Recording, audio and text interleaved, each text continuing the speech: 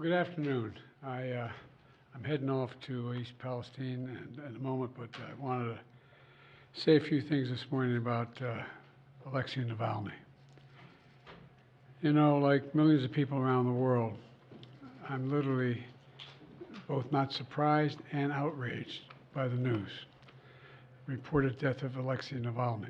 He bravely stood up to the corruption, the violence, and all the bad things that the Putin government was doing. In response, Putin had him poisoned, he had him arrested, he had him prosecuted for fabricated crimes, he sentenced him to prison, he was held in isolation. Even all that didn't stop him from calling out Putin's lies. Even in prison, he was a powerful voice for the truth, which is kind of amazing when you think about it. And he could have lived safely in exile after the assassination attempt on him in 2020, which nearly killed him, I might add. But he was traveling outside the country at the time. Instead, he returned to Russia. He returned to Russia, knowing he'd likely be imprisoned or even killed if he continued his work. But he did it anyway, because he believed so deeply in his country, in Russia.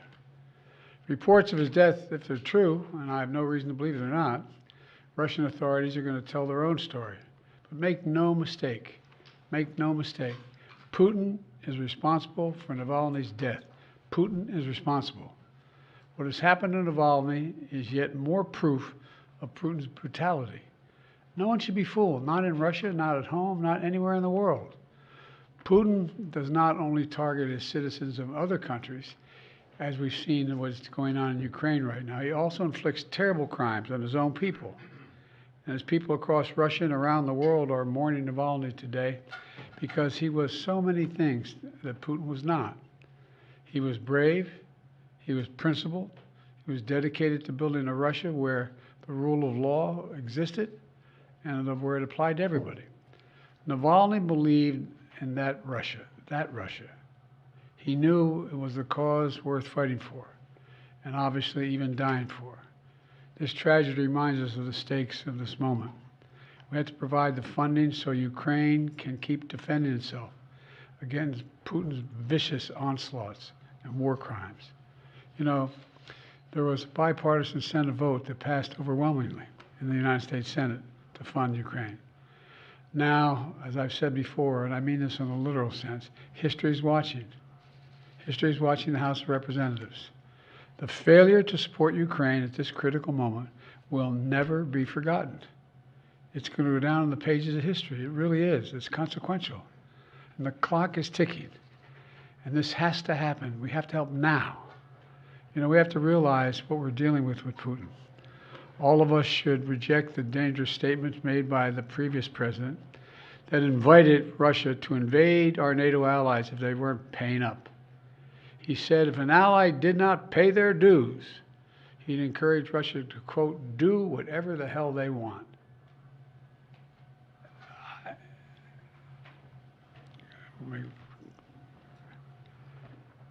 I guess I should clear my mind here a little bit and not say what I'm really thinking, but let me be clear. This is an outrageous thing for a president to say. I can't fathom. From Truman on, they're rolling over in their graves hearing this. As long as I'm president, America stands by our sacred commitment to our NATO allies, as they have stood by their commitments to us repeatedly. Putin and the whole world should know, if any adversary were to attack us, our NATO allies would back us. And if Putin were to attack a NATO ally, the United States will defend every inch of NATO territory. Now's the time for even greater unity among our NATO allies, to stand up to the threat that Putin's Russia poses. You know, I send my deepest condolences to Aleksei's staff and supporters.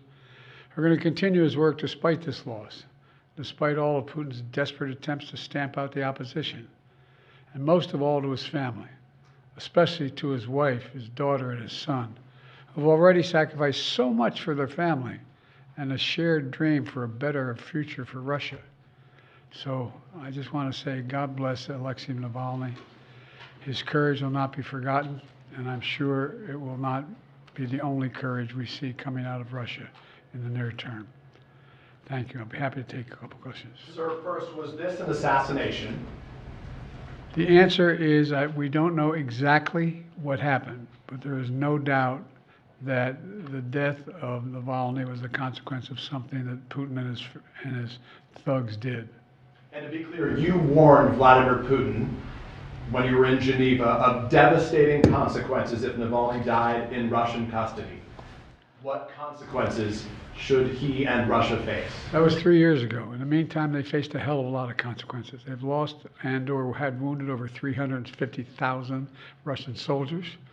They've made them in a position where they've been subjected to great sanctions across the board, and we're contemplating what else could be done. But what we were talking about at the time, there were no actions being taken against Russia. And look, all that's transpired since then. Can you say whether you're looking at increasing sanctions on Russia right now? We're looking at a whole number of options. That's all I'll say right now. Is there anything you can do to get ammunition to the Ukrainians without a supplemental from Congress? No, but it's about time they step up, don't you think? Instead of going on a 2-week vacation. 2 weeks! They're walking away. 2 weeks! What are they thinking? My God, this is bizarre. And it's just reinforcing all the concern and almost, I won't say panic, but real concern about the United States being a reliable ally. This is outrageous. Are you more confident now that you'll get the Ukraine aid, given what's happened today? Well, I hope to God it helps. But I mean, the idea we need anything more to get the Ukraine aid. I mean, this is in light of a former president's statement that saying Russia, if they haven't paid their dues to us, go get them. Come on, what are these guys doing? What are they doing? Sir, how concerned are you about the anti-satellite capability that Russia is developing, and what is your administration planning to do in response?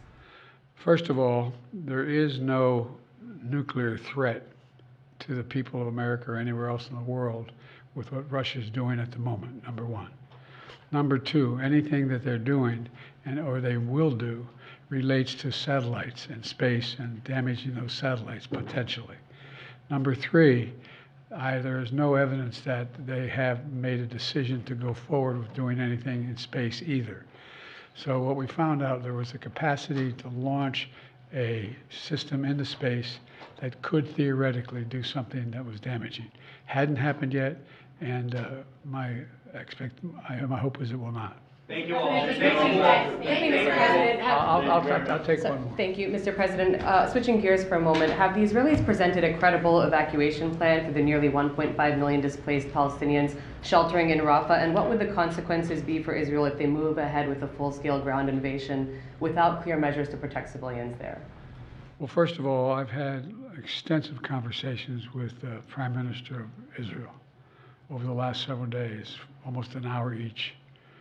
And I've made the case, and I feel very strongly about it, that there has to be a temporary ceasefire to get the prisoners out, to get the hostages out. And that is underway.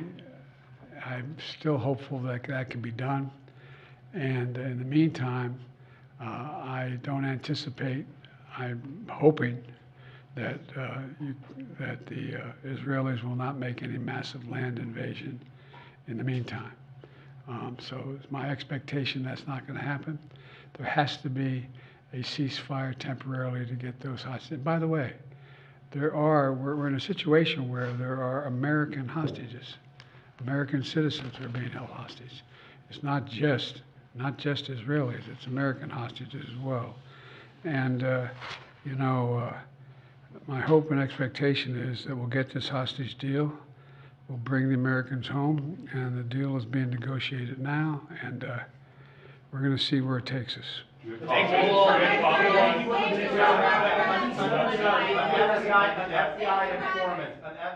informant at the center of the impeachment inquiry into you has been indicted for allegedly lying.